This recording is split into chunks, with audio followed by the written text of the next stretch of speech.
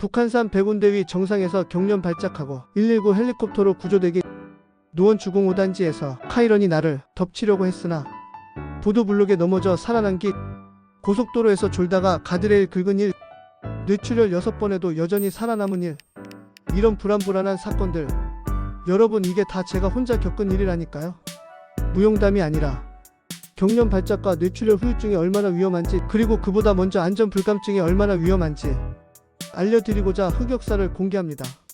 첫 번째, CJ에 있을 때 이야기입니다. 저는 인사팀에 근무했는데요.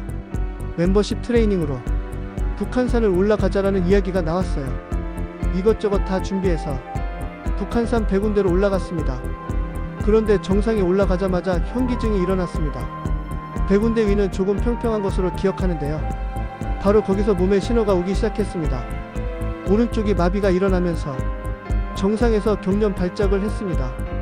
그때 제 기억으로는 오른쪽으로 쓰러지면 천길 낭떠러지, 왼쪽으로 떨어지면 산꼭대기. 그래서 그 와중에서도 왼쪽으로 몸을 쓰러뜨렸습니다. 발작이 끝나고 일어나 보니 살아있더라고요. 발작이 시작되면 내가 내 몸을 컨트롤하지 못합니다. 그냥 모든 걸 딱 멈추게 되죠. 갑자기 잠에 든다고 보시면 됩니다. 다행히도 주변 분들이 119를 불러주셔서 119에 헬기 타고 근처 병원으로 갔습니다. 아마 서울의료원이었던 것 같습니다. 이런 트라우마는 웬만하면 생각이 잘 안 나는데 다시 생각해도 아찔합니다. 그때 제가 그냥 바로 쓰러졌다면 지금쯤 이 세상 사람이 아니겠지요. 두 번째, 이거는 발작과는 상관이 없는데 뇌출혈 후유증으로 몸의 중심을 잘 잃게 된 것과 관련 있습니다. 저희 애가 학교를 들어가기 전에 학교에 적응하고 기초 수준을 높이기 위해서 열심히 인지재활 교육을 받았던 적이 있습니다. 그래서 일요일마다 선생님 댁으로 가서 수업을 들었는데 그 아파트가 매우 주차장에 비해 차들이 많았습니다. 그러다 보니 차를 주차시킬 곳이 마땅치 않았습니다. 그래서 약간 경사가 있는 곳에 주차를 하게 되었지요. 그런데 제가 주차를 하면서도 보통 이런 대단지에서는 차를 밀어서 빠져나갈 수 있게 해놓는 것이 기본 원칙이라 저 역시 그렇게 주차를 하고 내렸습니다. 내릴 때까지는 아무 이상이 없었는데 딱 내리고 나니 차가 슬슬슬슬 움직이는 것이었습니다. 제가 정신을 놓았던 것일까요? 그 차를 몸으로 막았습니다. 당시 차는 카이런이었습니다. 카이런은 SUV로 1톤 정도 되는데 말입니다. 정말 웃기지 않습니까? 위급해지면 이성이 마비되나 봅니다. 어쨌든 그래서 카이든에 밀리다가 결국 보도블록에 걸려 제가 뒤로 넘어졌습니다. 일촉즉발인 상황이었는데 저는 눈을 감았습니다. 어떻게 상황을 해결할 수 있을지 아무것도 알 수 없었으니까요. 그 사이가 정말 짧은 순간이었는데 태어나서 있었던 모든 소중했던 일들이 눈앞에 지나갔습니다. 하늘의 도움이 있었을까요? 저는 보도블록에 넘어진 상태였지만 차가 보도블록을 넘지 못했습니다.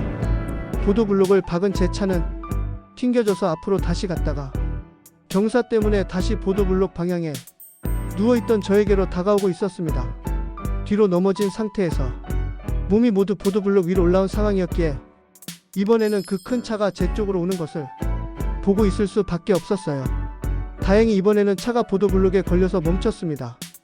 그때 주변에는 아무도 없어서 사고가 생기더라도 119에 실려가지도 못하는 상황이었습니다. 비명행사라는 말이 딱 들어맞는 경우지요. 마지막으로 졸음운전이 위험한 건 다들 잘 아시죠? 차를 운전하다가 졸음운전으로 황천길 갈 뻔한 일이 있었습니다. 바로 고속도로에서 졸다가 가드레일 긁은 일인데요. 이건 제가 운전을 하다가 졸음을 못 참고 꾸벅 졸았는데 차가 시멘트 가드레일 쪽으로 슬슬슬 갔습니다. 타이어가 긁히는 바람에 제가 깜짝 놀라 잠이 깨었고 다행히 사고는 나지 않았지만 자율주행차를 사야겠다는 생각을 하게 된 사건이었습니다. 아무튼 여러분, 예전의 기억을 되살리면서 이런 생각이 드네요. 제가 뇌출혈이 걸리기 전에도 여러 번 죽을 고비를 넘기고도 정신을 못 차리고 부주의했던 것 같다는 생각을 해봅니다. 만일 이 영상을 보시는 분 중에서 저처럼 경련 발작을 하시는 분들이나 어르신들이 계시다면 이런 조언을 드리고 싶어요. 남들에게 조언을 하는 기준으로 자신이 행동하세요. 높은 산에 올라가고 싶어도 내 몸이 그럴 처지가 못 되면 낮은 언덕을 산책하세요. 그것도 어려우신 분들은 평지를 걸으세요. 다 자신만의 트랙이 있습니다. 낮은 언덕을 산책하는 것도 평지를 오래 걷는 것도 나름 힘듭니다. 그리고 건강검진을 자주 받으십시오. 그냥 병원을 내 집 드나들듯 자주 방문하세요.